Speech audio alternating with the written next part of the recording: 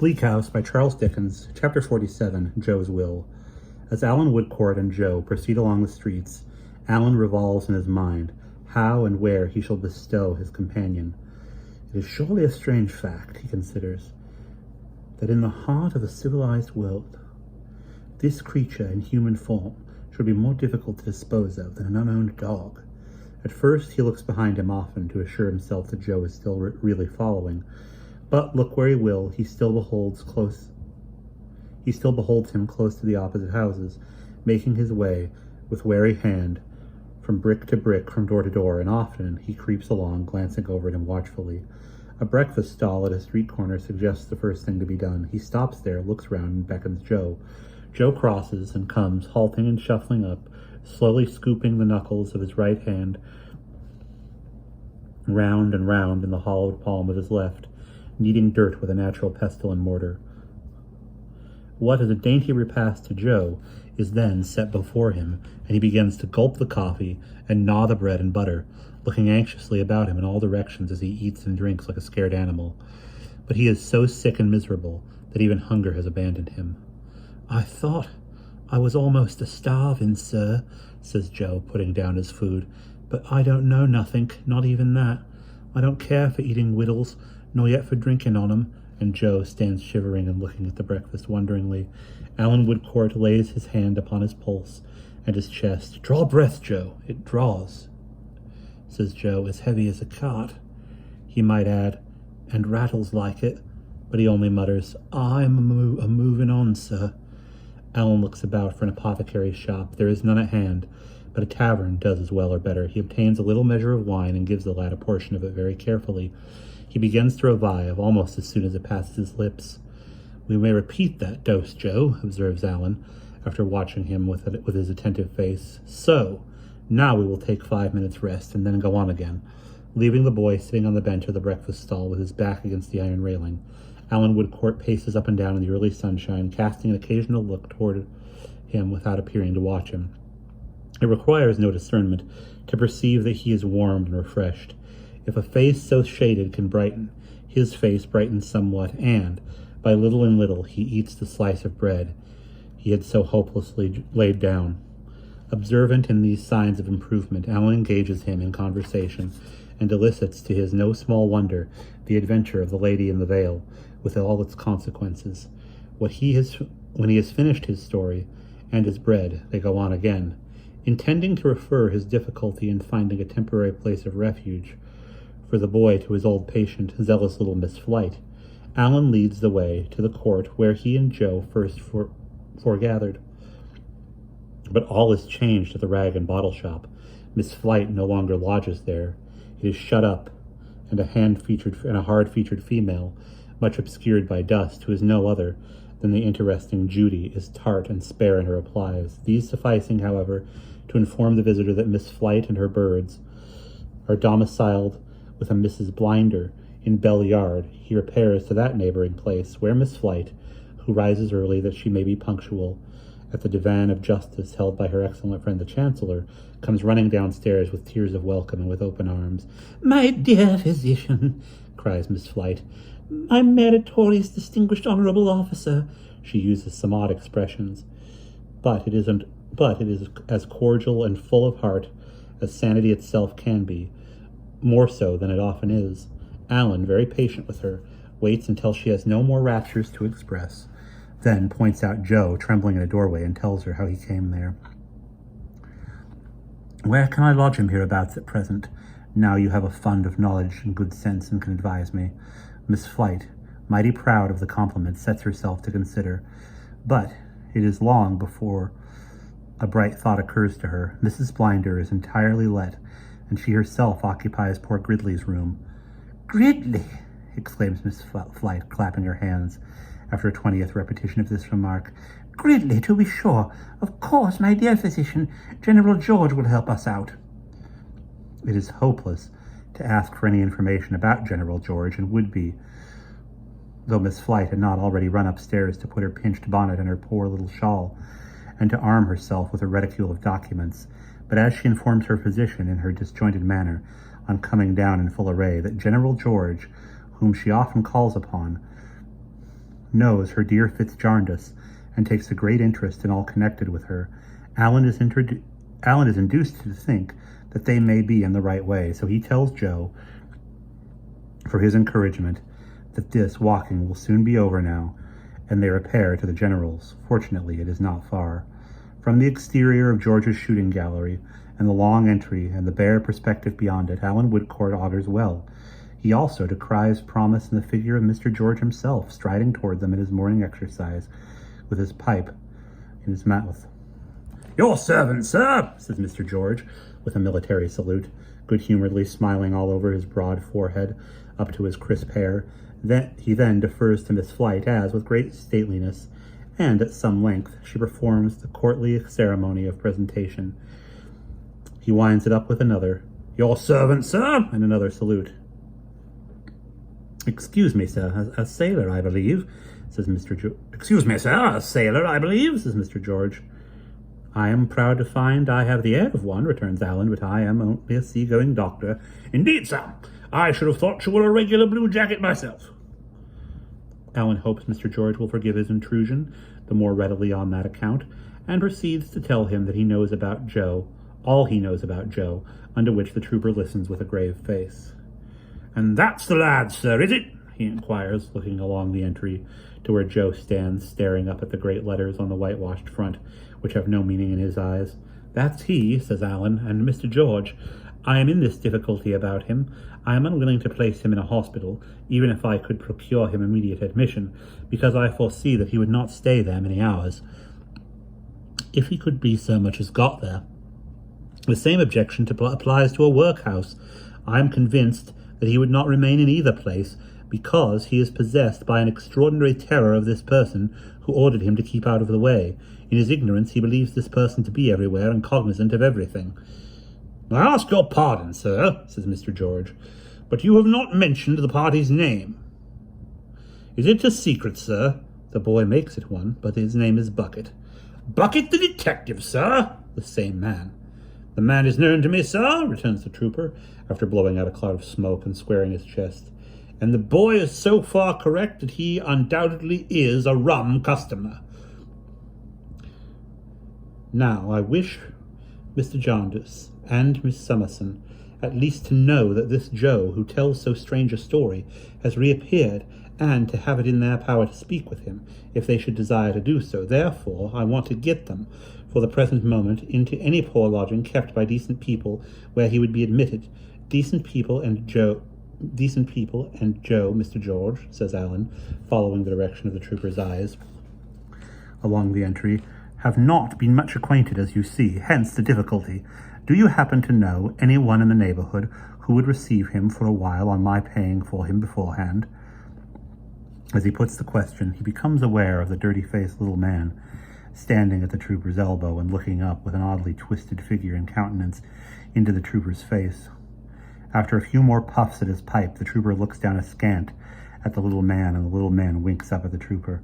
"Well, sir," says Mr. George, "I can assure you that I would willingly be knocked on the head at any time if I would be at all agreeable to Miss Summerson, and consequently I esteem it a privilege to do that young lady any service, however small. We are naturally in the vagabond way here, sir, both myself and Phil. You see what the place is. You are welcome to a quiet corner of it for the boy, if the same would meet your views. No charge made, except for rations. We are not in a flourishing state of circumstances here.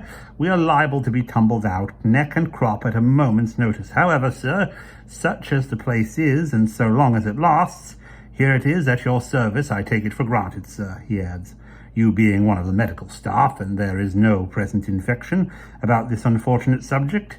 Alan is quite sure of it. "Because, sir," says Mr. George, shaking his head sorrowfully, "we have had enough of that." His tone is no less sorrowfully echoed by his new acquaintance.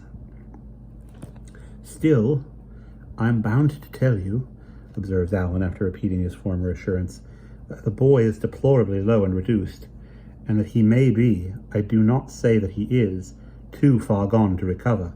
"Do you consider him in present danger, sir?" inquires the trooper. "Yes, I fear so." "Then," returns the trooper in a decisive manner, "it appears to me that the sooner he comes out of the street, the better. You, Phil, bring him in." Mr. Squad tacks out, all on one side, to execute the word of command, and the trooper, having smoked his pipe, lays it by. Joe is brought in. He is not one of Mr. Jellyby's lambs, being wholly unconnected with Borobula Ga. He is not softened by distance and unfamiliarity. He is not a genuine foreign-grown savage. He is the ordinary homemade article, dirty, ugly, disagreeable in all the senses, in a body a common creature of the common streets, only in soul a heathen. Homely filth begrimes him, homely parasites devour him, homely rags are on him. Native ignorance, the growth of English soil and climate, sinks his immortal nature lower than the beasts that perish. Stand forth, Joe, in uncompromising color.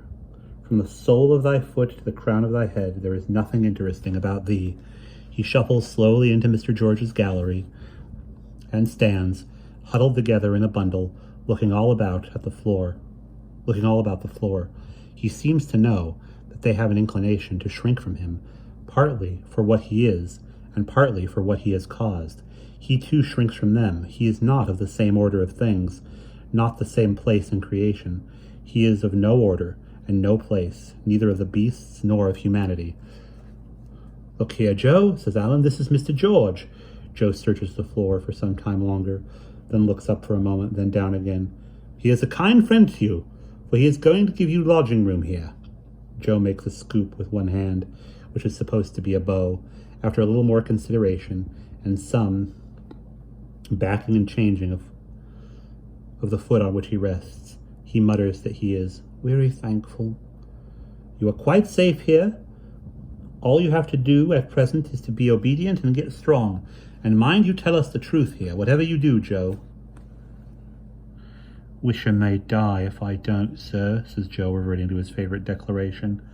"I never done nothing yet but what you knows on to get myself into no trouble. I was in no other trouble at all, sir, 'cept not knowing nothing and starvation."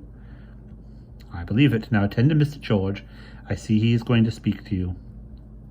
"My intention merely was, sir," observes Mr. George, amazingly broad and upright, "to point out to him where he can lie down and get a thorough good dose of sleep. Now look here."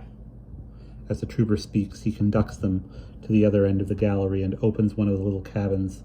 "There you are, you see. Here is a mattress, and here you may rest, on good behavior, as long as I ask your pardon, sir," he refers apologetically to the card Allen has given him, "Mr. Woodcourt pleases.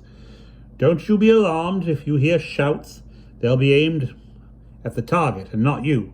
Now there's another thing I would recommend, sir," says the trooper, turning to his visitor. "Phil, come here." Phil bears down upon them, according to his usual tacits.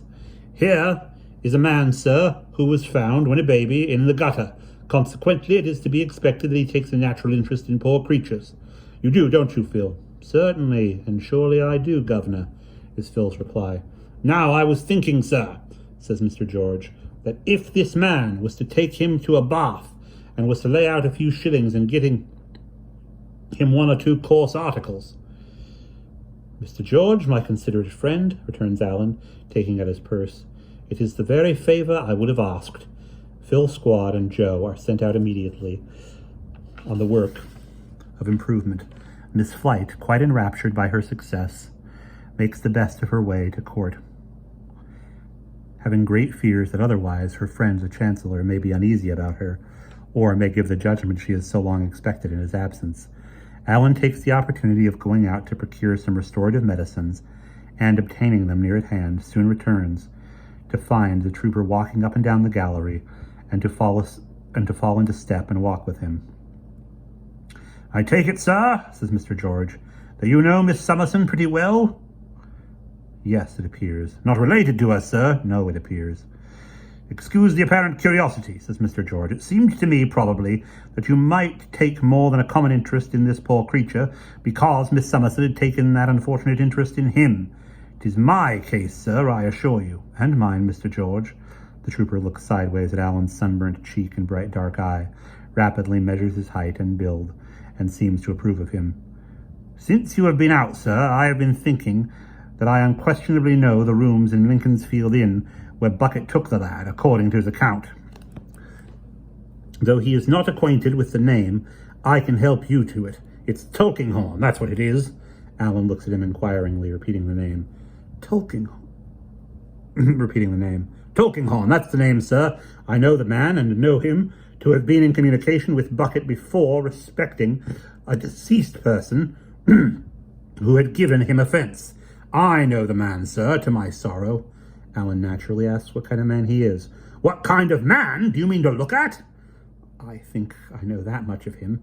I mean to deal with, generally, what kind of man. Why, then I'll tell you, sir, returns the trooper, stopping short and folding his arms on his square chest, so angrily that his face fires and flushes all over.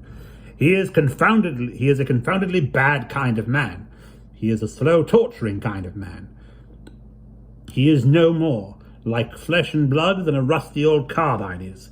He is a kind of man, by George, that has caused me more restlessness and more uneasiness and more dissatisfaction with myself than all other men put together. That's the kind of man Mr. Tulkinghorn is. I am sorry, says Alan, to have touched so sore a place. Sore? It's no fault of yours. But you shall judge. He has got a power over me. He is the man I spoke of just now as being able to tumble me out of this place neck and crop. He keeps me on a constant seesaw. He won't hold off and he won't come on. If I have a payment to make him, or time to ask him for, or anything to go to him about, he don't see me, he don't hear me, passes me in Melseditches in Clifford's Inn. Melseditches in Clifford's Inn, passes me back again to him. He keeps me prowling and dangling about him, as if I was made of the same stone as himself. Why, I spend half my life now pretty well loitering and dodging about his door. What does he care? Nothing. He chaffs and goads me till, bah, nonsense, I am forgetting myself. Mr. Woodcourt, all I say is, he is an old man, but I am glad I shall never have the chance of setting spurs to my horse and riding at him in a fair field. For if I had the chance in one of the humours he drives me into, he'd go down, sir. Mr. George has been so excited that he finds it necessary to wipe his forehead with his shirt sleeve. Even while he whistles his impetuosity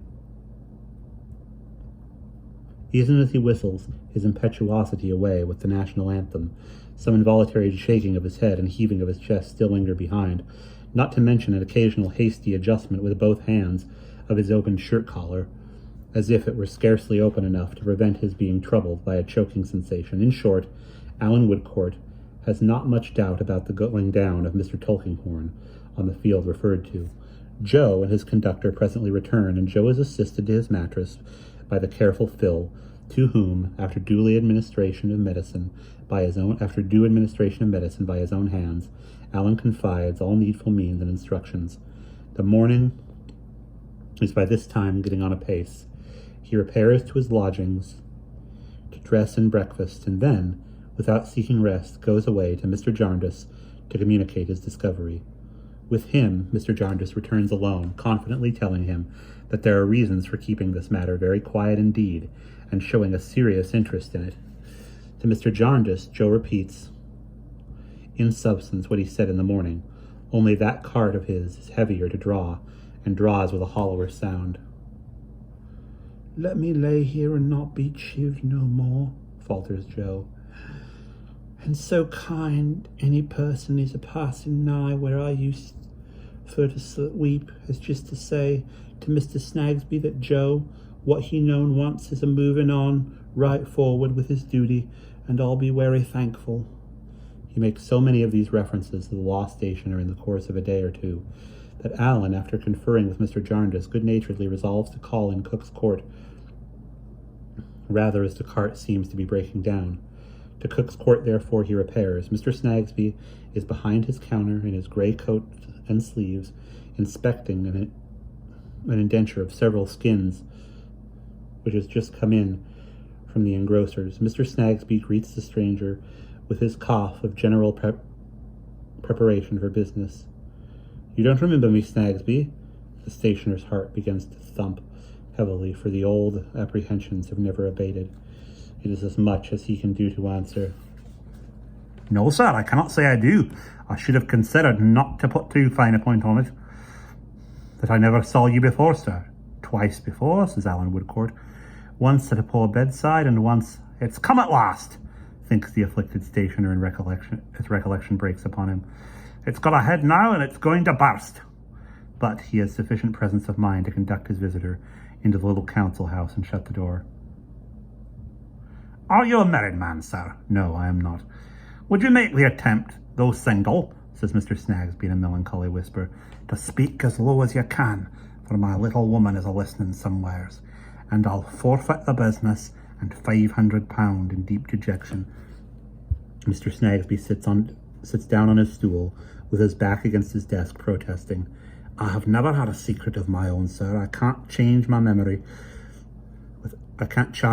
with ever having once attempted to deceive my little woman on my own account since she named the day. I wouldn't have done it, sir. Not to put too fine a point upon it, I couldn't have done it.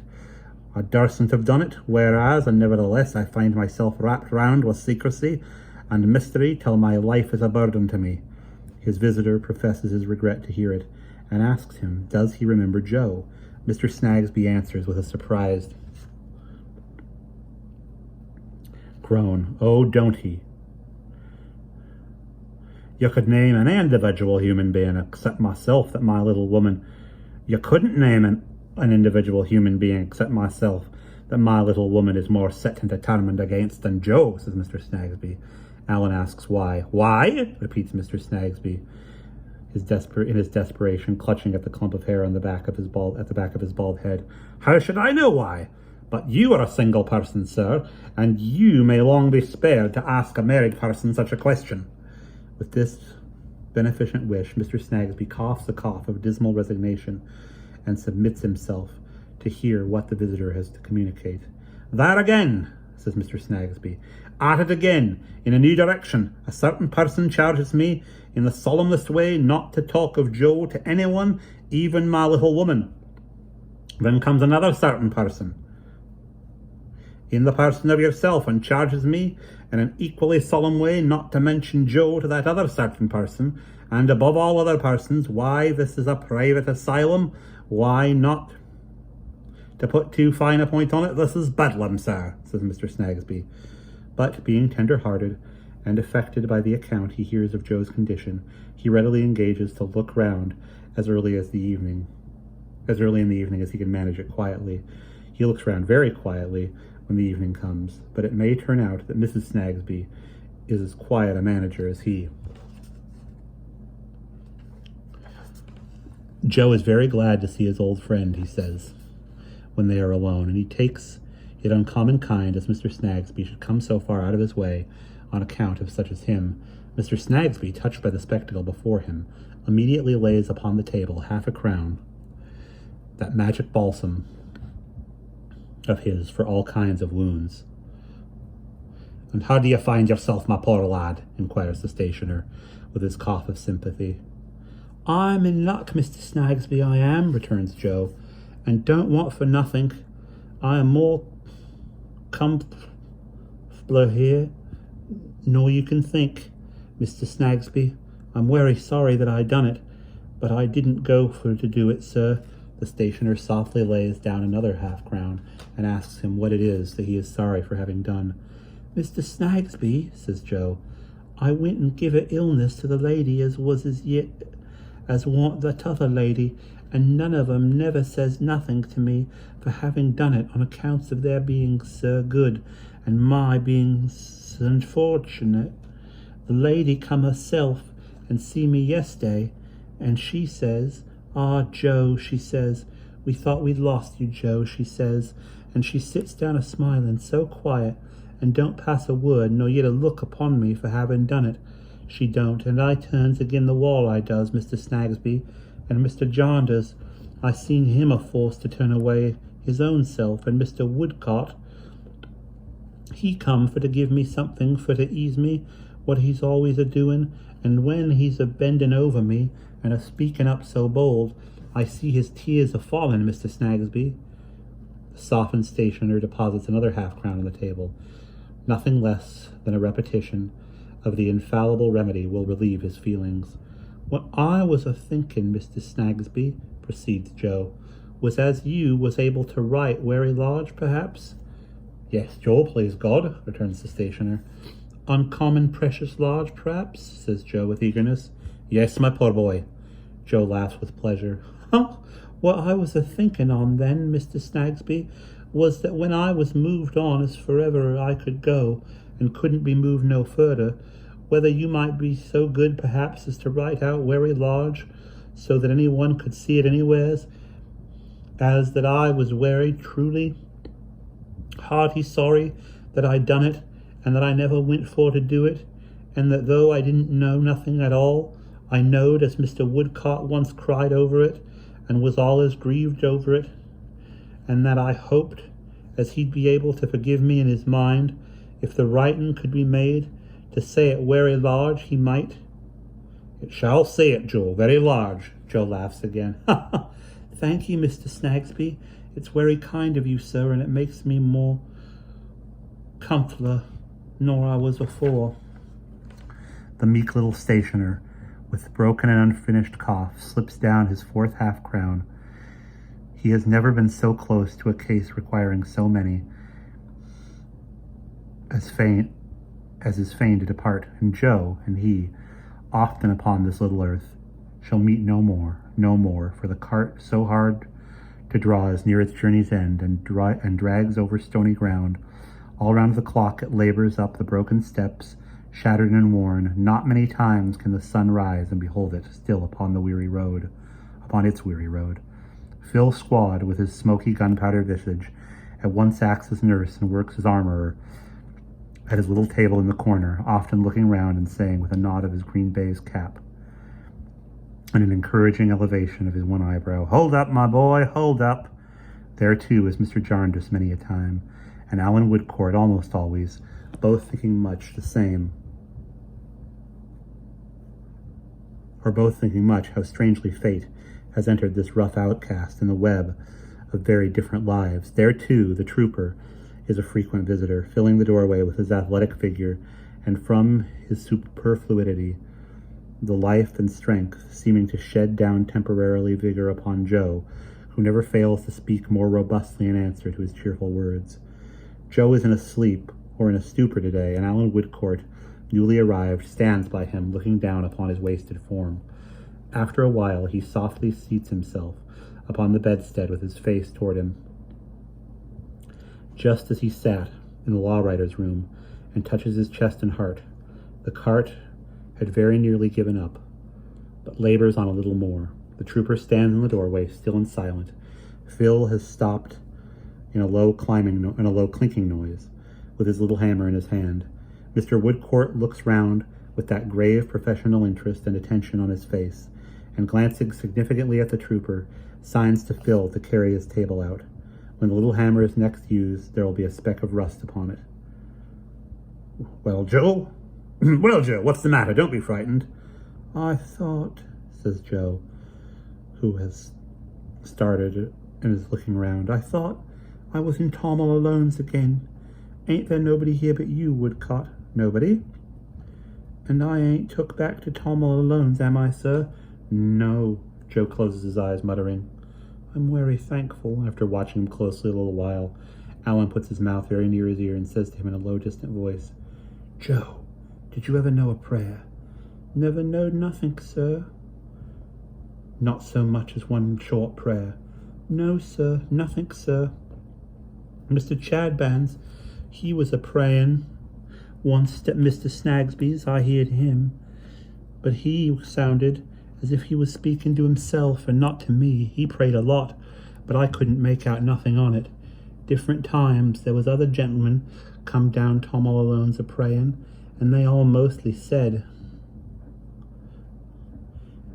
as t'other ones prayed wrong, but all mostly sounded to be a-talking to themselves or a-passing blame on to others, and not a-talking to us. I never knowed what it was all about." It takes him a long time to say this. After a short relapse into sleep or stupor, he makes a sudden, strong effort to get out of bed. "Stay, Joe, what now?" "It's time for me to go to that there burying ground, sir." he returns with a wild look. Lie down. What burying ground, Joe? Where they laid him, as was very good to me. Very good to me indeed he was. It's time for me to go down to that there burying ground, sir, and ask to be put along with him. I wants to go there, sir, and be buried.